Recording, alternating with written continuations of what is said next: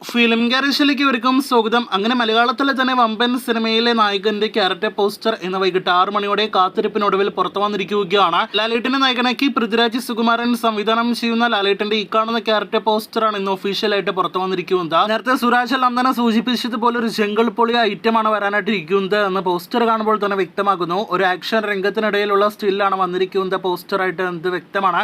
ഒരാളുടെ കൈയെല്ലാം തന്നെ പോസ്റ്ററിൽ കാണുന്നുണ്ട്. ഒരു ഡെവിളിഷ് ലുക്കിലുള്ള നേരത്തെ ലാലേട്ടന്റെ ഐസ് എല്ലാം തന്നെ കണ്ട തീവ്രമായ കണ്ണുകൾ അടങ്ങിയ ലാലേട്ടന്റെ ഒരു കിടിലൻ സ്റ്റില്ലാണ് ഇതിനോടൊക്കെ തന്നെ പോസ്റ്ററായിട്ട് വന്നിരിക്കുന്നത്.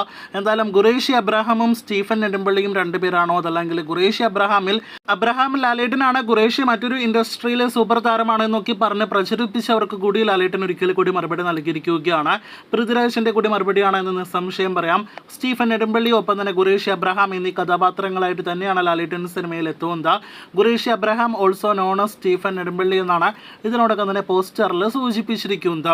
ഇതിനിടയിൽ ഇന്ന് രാവിലെ സയ്യിദ് മസൂദ് എന്ന പൃഥ്വിരാജ് അവതരിപ്പിക്കുന്ന കഥാപാത്രത്തിന്റെ ക്യാരക്ടർ പോസ്റ്റർ പുറത്തു വന്നപ്പോൾ പൃഥ്വിരാജിന്റെ ആ വീഡിയോയിലെ കോൺഫിഡൻസ് എല്ലാം തന്നെ കണ്ടപ്പോൾ ഇതാണ് സിനിമയുടെ അണിയറ പ്രവർത്തകർ പുറത്തുവിട്ട വീഡിയോകളിൽ ഏറ്റവും മികച്ചതായത് എന്ന് തോന്നി. എന്നാൽ ആ തോന്നൽ മാറ്റിയിരിക്കുകയാണ് ലാലേട്ടന്റെ വീഡിയോ കണ്ടന്റ്. ഇതുവരെ വന്ന വീഡിയോ കണ്ടന്റുകളിൽ വളരെ രസത്തോടെ ഒഴുക്കോട് സംസാരിക്കുന്ന ലാലേട്ടനെയാണ് എമ്പുരാന്റെ കാസ്റ്റ് റിവ്യൂൽ വീഡിയോ അപ്ഡേറ്റിൽ കാണാനായിട്ട് കഴിഞ്ഞിരിക്കുന്നത്.